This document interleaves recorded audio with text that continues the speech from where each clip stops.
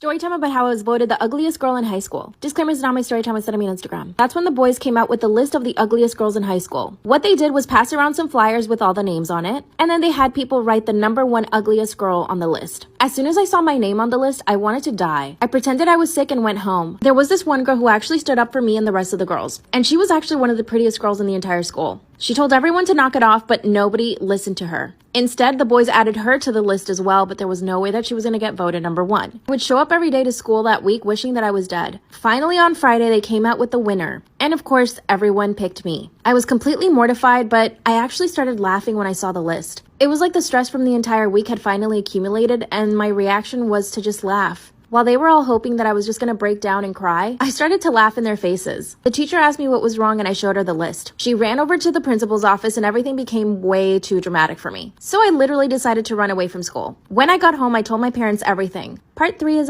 Another beginner story time. Sends me a picture of a medium set with blue marble on all nails. That'll be $35.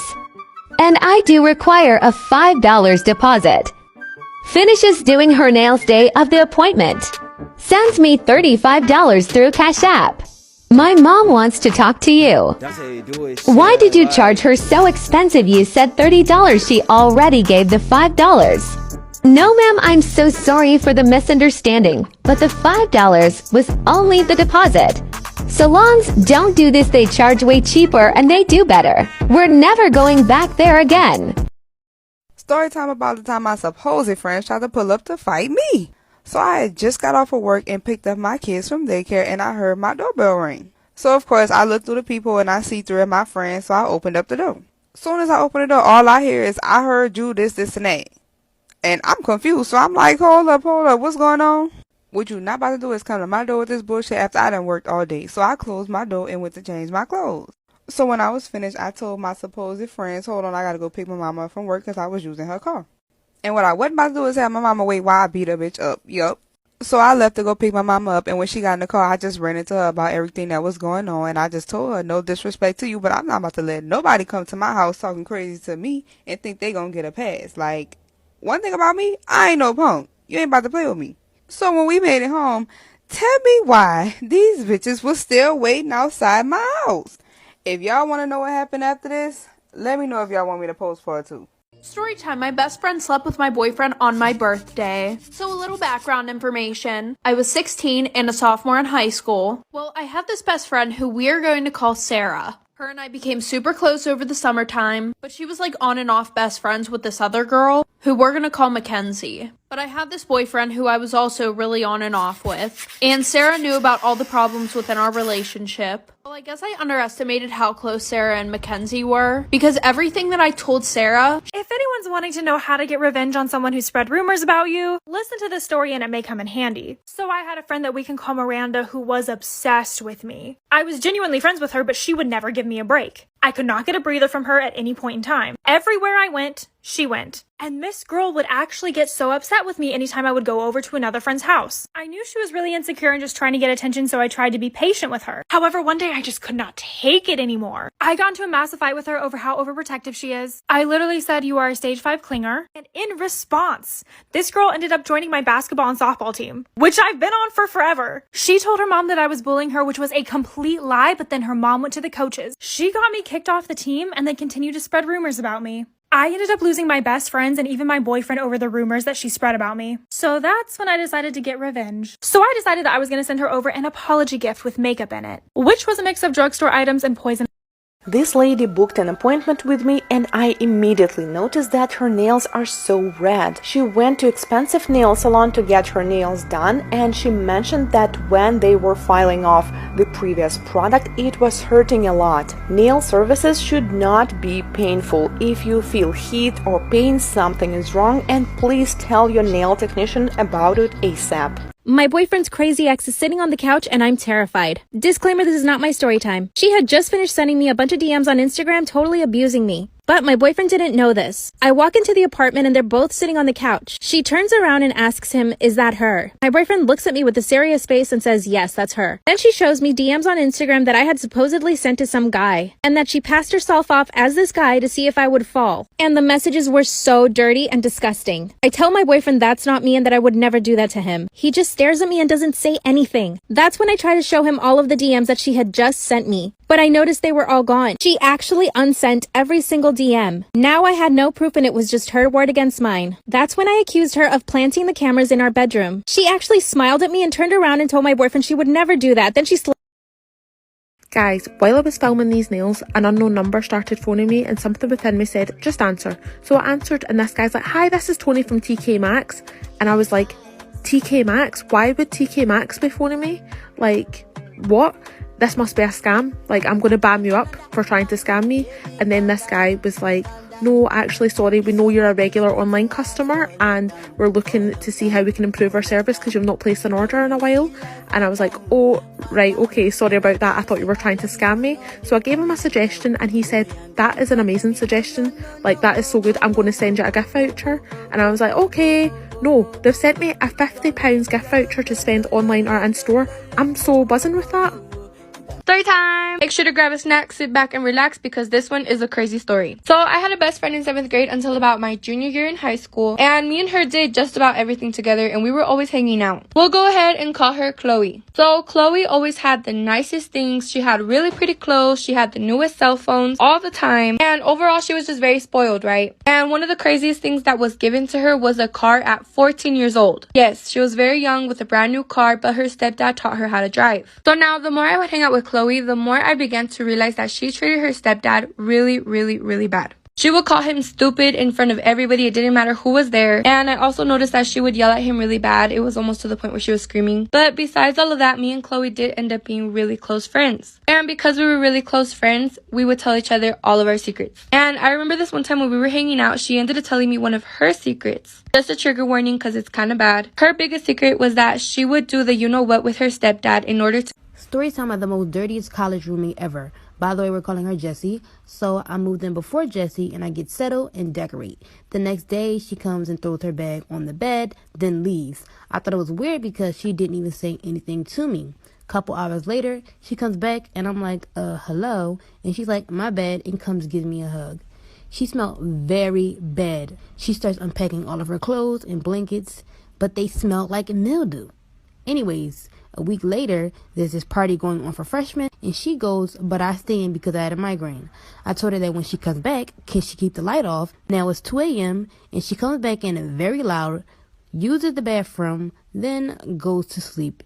And now I'm up, so I got up to use the bathroom too. When I sit down on the toilet, I feel something very squishy. It was dark because, like I said, I had a migraine. I get up, turn the light on, and I was sitting in her shit. At me and told me to leave her alone because she didn't want to eat something a dirty slut made. I asked her what she meant by that, and she said I was gross for losing my virginity at such a young age and that she was grossed out even looking at me. She called me a disgusting whore and slammed the door and left. This honestly broke my heart since I had gone to therapy for so long and to try and cope with what happened. But as a result, my own daughter basically slut-shamed me for having my innocence taken away. I honestly just lost my appetite and just went to my room. I have been crying ever since, and my heart honestly just completely feels sad. I think my sister told her because I planned on telling her until she was older. I feel betrayed and hurt and don't know what to do. She knocked on my room door, but I didn't open it. I mean, how do I even approach this? Hey y'all, it's me Bree. I'm back with another freestyle. So this freestyle right here is a part of my Valentine's Day sale. So I have $20 off all Valentine's Day sets. That includes my mini and my Breeze one. And I'm also doing $80 Frenchie freestyle and $14 off all other sets. So this one right here is the Frenchie freestyle. And this is my good client right here. She always get freestyles. You know why? Because she loves my freestyles and she trusts me. I know a lot of y'all was in a frenzy about how I conduct my freestyles, but if you go to my Instagram page and look at my freestyles, you'll see why. I love doing freestyles, and freestyles are my most booked set. So I'm just putting random designs on her Frenchies. I did chrome on that one. I did a zebra print on the middle one. I'm just doing some abstract lines on this chrome right here. And I'm going to add some charms to it. And just to let y'all know, all them comments about my brush, my acrylic brush, is very hilarious. Please keep it up. There was nothing wrong with my brush. I just forget to take it out the dish after I'm finished. But as always, I bodied this freestyle. You'll see the ending result at the end. And if you haven't already, follow my Instagram. Bye!